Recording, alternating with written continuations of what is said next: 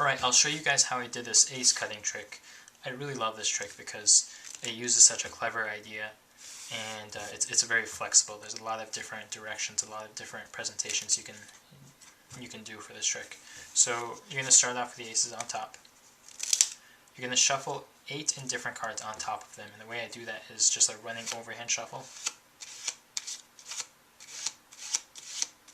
Okay, and then I'll usually follow that with a more regular overhand shuffle.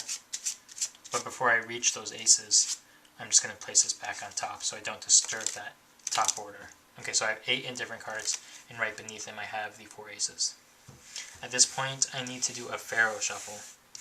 I put up a tutorial for the Pharaoh shuffle. I think it was just yesterday, so I'll put a link up.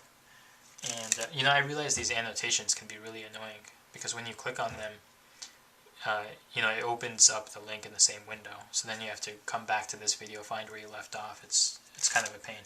So from now on, I'll make sure I put all the links in the description box, and also at the end of the video, so you can check it out whenever you want. So the Pharaoh shuffle, you want to do an out Pharaoh shuffle, which means that the top and bottom cards of the deck will stay the same. You can check that Pharaoh shuffle video for more information about that. I realize the Pharaoh shuffle is kind of more of an advanced move, so for some of you beginners out there, there is a way to do this trick without a perfect Pharaoh shuffle, and I'll show you that afterwards. The Pharaoh shuffle method does have some advantages though, so I'll show you that first. Okay, so I just did a Pharaoh, and what that does is, here's the whole secret behind the trick. After I do that Pharaoh, all of the aces are now slightly above the halfway point of the deck. Okay, and they're in that position, and they have one indifferent card in between each ace. So now the idea is, you can cut anywhere above, like you cut a little bit less than half the cards in the deck, and it's going to be very difficult not to cut to an ace. Okay, because you have an 8 card margin of error. You can cut to any one of these 8 cards and show that you've cut to an ace. It's a really clever idea. I'll show you what I mean here. So now all I'm going to do is just cut a little bit less than half the cards. There really are no breaks, no nothing. I'm just estimating. I'm cutting a little bit less than half. So right there.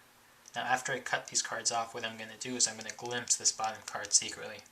So I glimpse it. In this case I see that it's an ace. So I say, look, I just cut to the first ace. I slide this off, and then I tell them, look, if I cut 1 card higher or 1 card lower, I would have missed. Now as I square this up, I place this card on top of the deck, and that will maintain having 1 indifferent card between each ace. So now I do the same thing again. This time I have 6 cards that I can cut to, so it's a little bit more difficult, but it's still not that hard. So I cut right here, I glimpse this card. In this case it's not an ace, so I know that this card right here is an ace. Okay, so I glimpse it and then say, okay, there's the second ace. And I do the same thing again. If I cut 1 card higher, 1 card lower, I would have missed. The third ace, now you have 4 cards, 4 card margin of error. It's a little bit more difficult, but still, just cut a little bit less than half. Glimpse this, it's not there, so now it must be here. If I cut 1 card higher, 1 card lower, I would have missed. Now for the last ace, you only have a 2 card margin of error, so it actually is quite difficult to cut to it. But you can try. Let's see. No. You can try. If you miss, it's no big deal. Okay, I got it on my second try. You can try. If you miss, no big deal. What I'll usually do with this last ace, though, is I know that it's in the 20th position of the deck. It will always be in the 20th position because of the way that you did the Pharaoh shuffle. So, one thing I might do is I'll say, look, maybe I'll give it a false cut or a false shuffle first. You don't have to. But then I'll say, look, I'm just going to spread the pack, look at the ace, and right away guess what position it's in. And then you build it up. You say, okay, I think it's 20th. Then you can hand the deck to the spectator, tell them to deal out 20 cards, and that 20th card will be the aces. It will be the last ace. Okay, it will always be that. So with that piece of knowledge, you can do anything you want, really. You can do that, or you can do whatever you want. You can control it somehow. There's an infinite number of possibilities of things that you can do with that last ace. I'll leave that up to you. So that's the Pharaoh shuffle method. It's a really great trick. If you don't want to do that Pharaoh shuffle, let's talk about that. So the other alternative is, once again, you're going to start with the aces on top. You can maybe do a false cut, false shuffle, whatever. This time you don't need to deposit those 8 cards on top of the aces, just leave them on top. And you're going to break off just a tiny packet, maybe 10, 15, 20 cards. And all you need to do is faro the smaller packet into the larger packet. Okay, and this is much easier to do than an actual full faro shuffle. Because usually when you're doing the faro shuffle, the beginning cards and the end cards, the bottom cards and the top cards are the hardest to faro perfectly. But with this, all I have to do is stick the smaller portion into the larger portion. And I just need to make sure that that 8 card stock is perfectly farrowed. So I just need to make sure that there's one indifferent card between each ace. It's still going to take a little bit of practice doing this weave shuffle, but it's much easier than doing a full faro shuffle. Okay, so when I do the shuffle, as I square up, I'm gonna eyeball where in the deck that 8 card pile is, that 8 card stock. Okay, so I can see that it's right around here. So I square up and I just keep in mind where that is. I might, while I'm doing the shuffle, I might want to aim for slightly above half. That might make it easier. But right now I can see that, it's probably about 15 cards in is where that first ace shows up.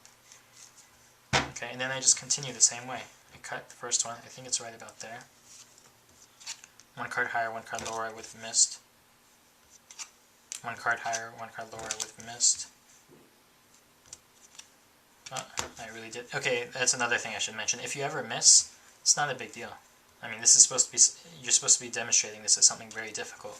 So if you miss, it might even make it easier to believe that it is very difficult. Wow, I'm missing a lot right now. Okay, there's the next one.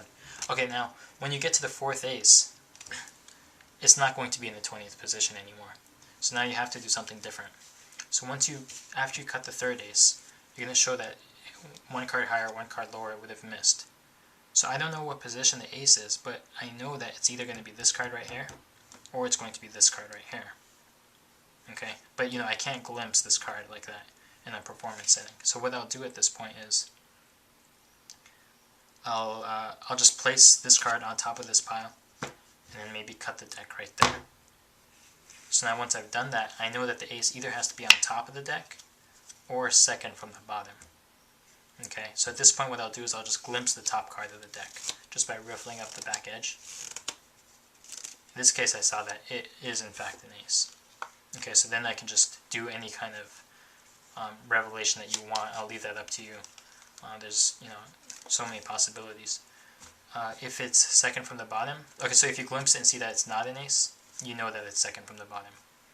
Okay, so let's put it there. In that case, again, there's so many things you can do. You could maybe double undercut the very bottom card, and that will result with the ace being on the bottom of the deck, and then you can do some kind of bottom revelation. Or you could double undercut 2 cards, and then that'll bring the ace to the top. If you need a tutorial on the double undercut, I made that one a while back, so I'll link you guys to that. Or, it's going to be second from the bottom, so you could just do a glide. You could say, look, this is not your ace, right? Then you do your glide and say, look, now it is. I'm going to leave it open-ended. You guys can do whatever you're comfortable with. But that's the general idea behind this trick. I hope you guys like that, and good luck. Bye.